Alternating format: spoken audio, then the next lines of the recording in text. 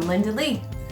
And so what we'd like to talk about today with each other is kind of how I was personally when I came into our relationship. And when I came into our relationship, I'd come from a dysfunctional family, and I had not the best coping skills, you'd say? I would say probably not. So I found out that early on when there was conflict or there was something in our house, I literally just shut down. You did. And by shutting down, there was this weird thing in me that thought if I don't speak about it, I don't talk about it, in time it'll go away. Yeah, I think that one of the things that you used to do is give me the silent treatment. And the silent treatment's not funny either. It's not funny. The silent treatment where my dad and in my house, we had, sorry, I dropped my phone. We had always lived by the tenet, you'd never go to bed angry, and don't leave the house angry if you can help it. It's not a good way to carry things over. And so, yeah, sometimes things need to simmer, but at least you've got to make a little bit of peace where you kind of, you learned the silent treatment.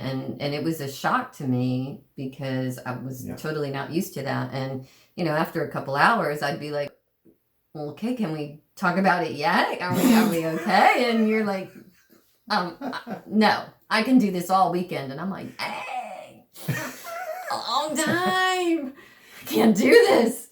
But, and this is so hilarious because I've come so very far, but that's what I had when I started.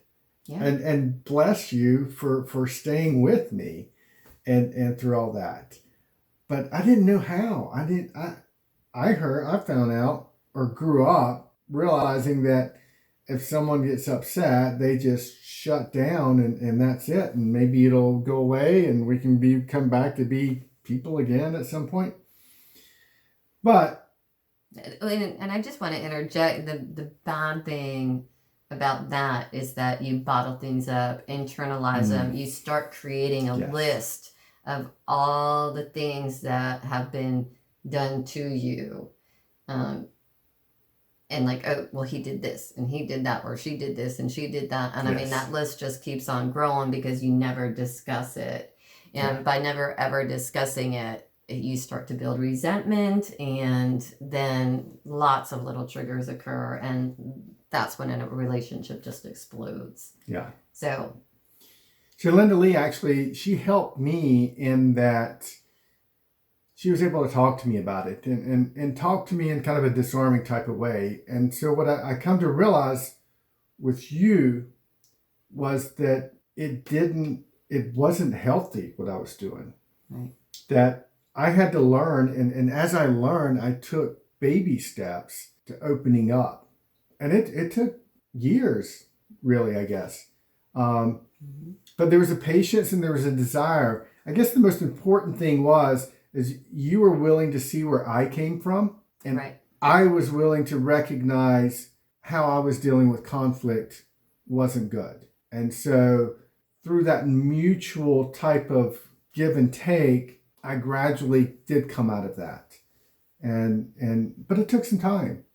It took some time, but again, you were willing to recognize that wasn't a healthy way to be in a relationship and to deal with conflict. And so I applaud you for challenging yourself to take on new habits and not just run away.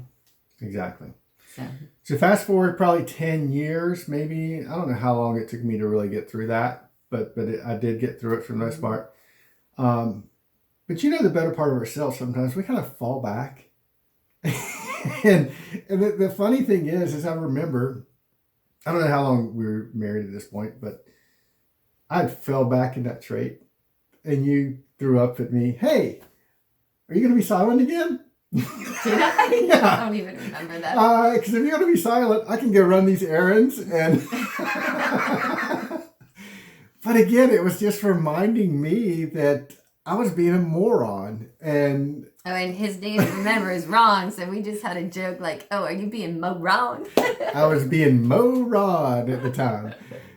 But it was one of those things. So, when we come into relationships with people, we don't know what we're getting. And we just assume that they're going to kind of be like us. I mean, imagine if you would have been like me.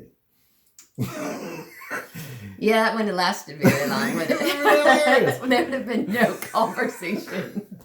Well, I mean, we laugh about it, but it's true. And there's so much give and take when it comes to communicating and wanting to understand and talking and living together. And it's just, you just have to be open. Right. And I think that one of the key things to the communication is, and probably almost everybody knows this, but just in case they don't, don't start pointing the finger and saying, well, you always do this and you always do that and you always blah, blah, blah, blah, blah. And just recognize that I feel distraught when you won't speak to me. I feel that it's just not helping us move forward if we can't discuss what happened.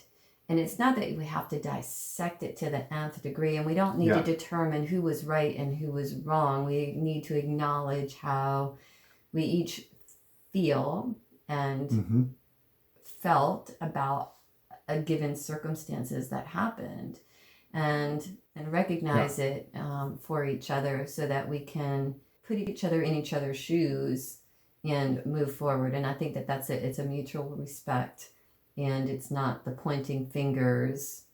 It's just stating how we both can feel about a given situation, and then coming together to find a compromise on that. And I mean, it could be something stupid like, okay, let's say that we go to a party, and every time we go to a party, and this is totally made up, but every time we go to a party, you leave my side and I don't see you for the rest of the night, and I don't know anybody there because it's your work party, and so I feel abandoned. And so I could come at you like, you never stay by me, you leave me, blah, blah, blah. Or I can say, I feel abandoned because I'm uncomfortable because I don't know these people and I'm a little bit shy. Or it could be any number of things, but finding those words and conveying your feelings in a way that you're not yelling, you're not screaming, because that's not helpful. I mean, sometimes you're going to, right? I mean, absolutely. We all have to let it out, but coming to that point, I think that's the key. So it's that courage to voice what you're truly feeling. Right. That is imperative. Right. And having a nice, solid communication with each other and learning from each other. One of the things that's helped me realize is that the things that I've gone through and my experience and emotions and stuff, they all color how I see things at a given time. And as I've realized that within myself, I've come to create a pass for those around me, in that you maybe not be seeing, or you're not seeing things exactly how I am. And when you can come with that perspective like that, it allows a lot more fluidity in a communication aspect of a relationship. Right, because it's automatic understanding, or a desire to understand. Yeah. So, well, that's our tidbit on my personal flaw. And it's the first basis of communication, which is really important. So if you find that you're one that keeps things bottled up, just try to start taking those steps to voicing what's inside of you, voicing what concerns you, what hurts your feelings, because we cannot read each other's minds. I can, kind of. No. But if you need to have that clarity, and so the best way to have it is to speak. Yes. And share what you're feeling. One what you're feeling is what you're feeling, and there is no right or no wrong to it. It is just a stated fact that that's what you feel. Again, like Linda Lee said, you can't bottle that up. Right. So we're going to let you get on with your day and tune in again. Thanks. Bye.